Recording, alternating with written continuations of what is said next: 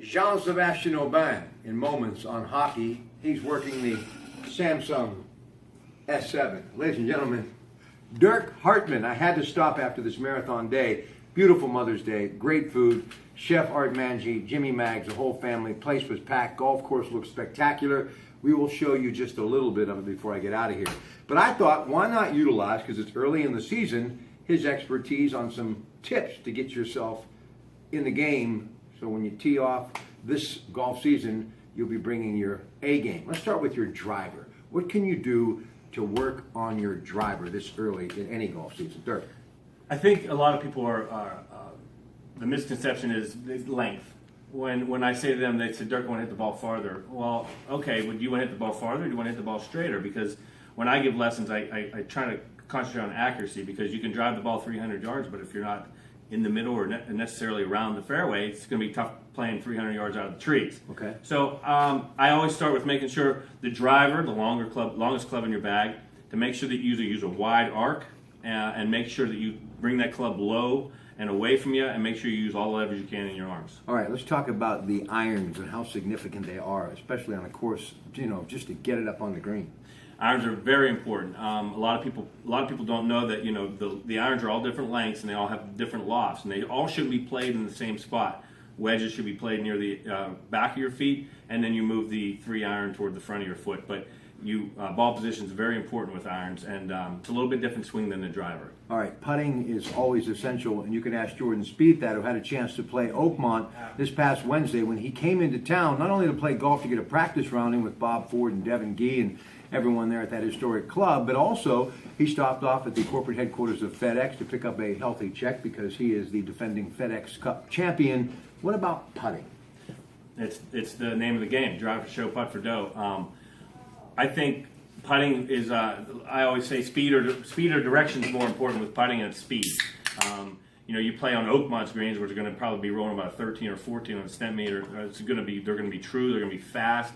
But you can take a great drive, a great iron shot, put it within 15 feet, and if you 3-putt, you've wasted that opportunity. Par is going to be a great score at Oakmont, but I think putting is the most important part of the game. Can you be aggressive and remain focused at the same time? Yes. You can have a sort of aggression in the game of golf, but stay focused. I think once you get comfortable with something, you saw Spieth did that a little bit on 12 at Augusta. He was comfortable, and you never want to play safe. You always want to stay. If you're an aggressive player, you stay aggressive. If you're a safe player, you can kind of do that. But if you're aggressive, you need to stay aggressive. 1, 5, 7, 9, most reliable of all irons. What would it be? I go up to the range. First thing I take out of my bag is a 7-iron. I just start hitting 7-irons.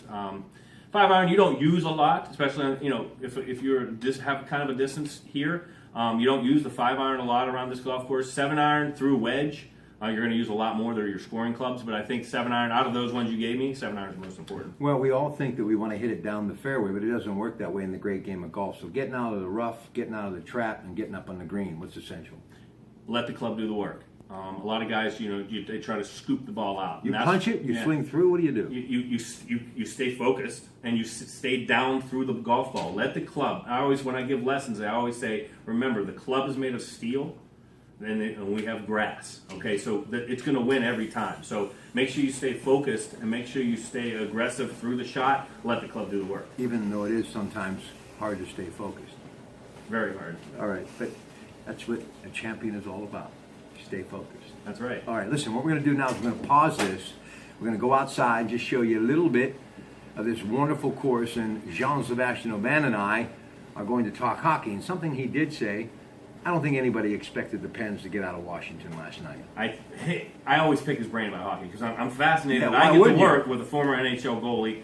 Not goalie, player. I mean, he's played big time. Toronto, LA Kings, Penguins, Philly. He's been everywhere. I pick his brain all the time about it. He's behind the camera, so he can't say anything to me now. But I told him at the beginning of the series, Pens in 6, and he says he can see that. And after, yesterday I had an outing here, I said, what do you think about tonight? He goes, they, in his only way he could say it, they have a chance tonight, but obviously, if they don't, they're coming back to Pittsburgh, and, obviously you should close it out. I think Pens in 6 still, though. Well, it's, I guess, Christmas in May, ladies and gentlemen, but... I'm not allowed, I'm working. My favorite iron in the game of golf is Iron City. All right, let's go outside after a little ice-cold icy lake and talk hockey with a legend that is Jean-Sébastien Aubin, who happens to be his partner here in this beautiful Titleist FootJoy Pro Shop at the club at Shadow Lakes. That's next.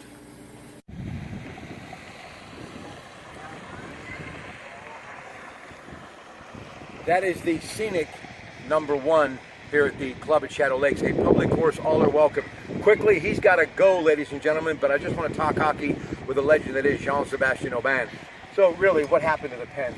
Pretty obvious, right? Yeah.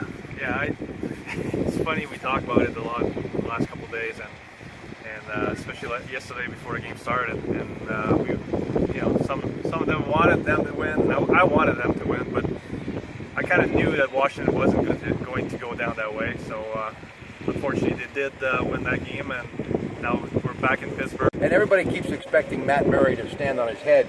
I mean, he's only human, but in the game of the NHL, in your profession, you're only as good as your last game. But he really has been spectacular, hasn't he? Yeah, he's been playing like a veteran.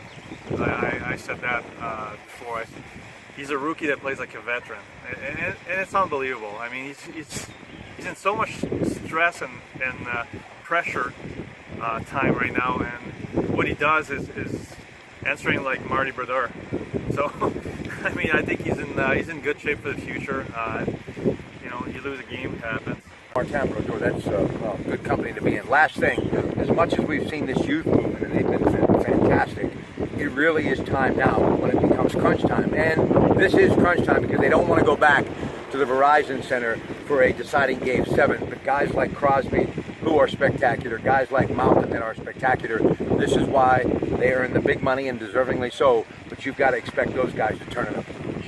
They'll have to. I mean, they're the guys that should close that series.